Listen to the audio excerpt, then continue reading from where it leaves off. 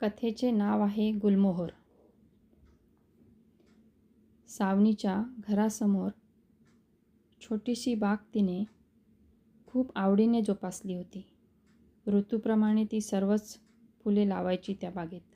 वर्षभराचा तिचा आवडता छंद होता हा. नाना प्रकारची फुले तिने त्या छोट्याशा बागेत कुंड्यांमध्ये आणि काही जमिनीत लावली होती. रोज पाणी देण्याचे कामही तिचेच होते. असेच आज बागेत झाडांना पाणी देत असताना तिला लक्षात आले की समोरच्या मैदानातला गुलमोहर सुकल्यासारखा झालाय. सावनीला का कोण जाणे घाबरल्यासारखे झाले. मलाच असे वाटत आहे की खरंच सुकलाय हा गुलमोहर. तिचे मन आवरले नाही. हातातला पाण्याचा पाईप तसाच सोडून ती मैदानाकडे वळली. त्या झाडाजवळ गेली. तिचा भ्रम खरा ठरला. तो गुलमोहर खरंच सुकला होता. फांद्या वाळत होत्या आणि फुले पण कमी झाली होती. अरे, असा कसा सुकला हा गुलमोहर? उन्हाळ्यात तर हा अजून बहरत असतो. यावेळी काय झाले याला? दरवर्षी उन्हाळ्यात जितके पानं नाही तितके फुलं असते याला. काय कमी पडले या झाडाला? नाही, हा सुकायला नको. तिला काहीतरी आठवले. ती लगेच तिथे असलेल्या नळाजवळ गेली व बादलीवर पाणी आणून झाडाला दिले. आता नाही सुकणार हा. माझ्या आणि विनीतच्या प्रेमाचे प्रतीक आहे हा गुलमोहर. मी असा सुकू नाही देणार तुला.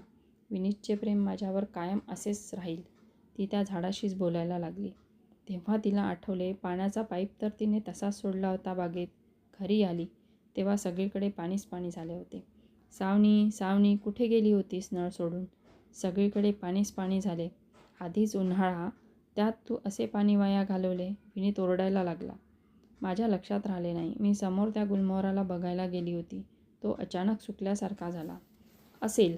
त्यासाठी तू किती पाणी वाया घालवले? विनीत, काय झाले तुम्हाला? त्या गुलमोहराचे काय स्थान आहे आपल्या जीवनात माहिती आहे ना? कसले स्थान? काय विचित्रासारखे बोलत आहे सावनी?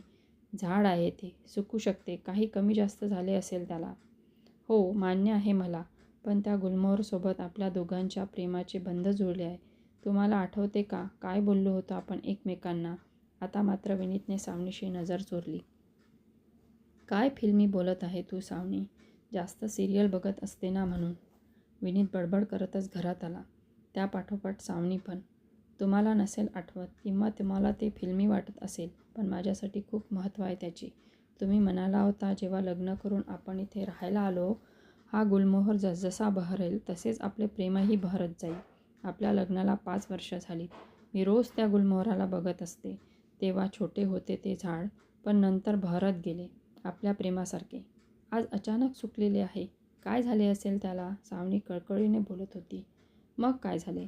हे सर्व आयुष्यभर लक्षात ठेवायचे नसते. विनीत सावनीच्या बोलण्याकडे दुर्लक्ष करत बोलला.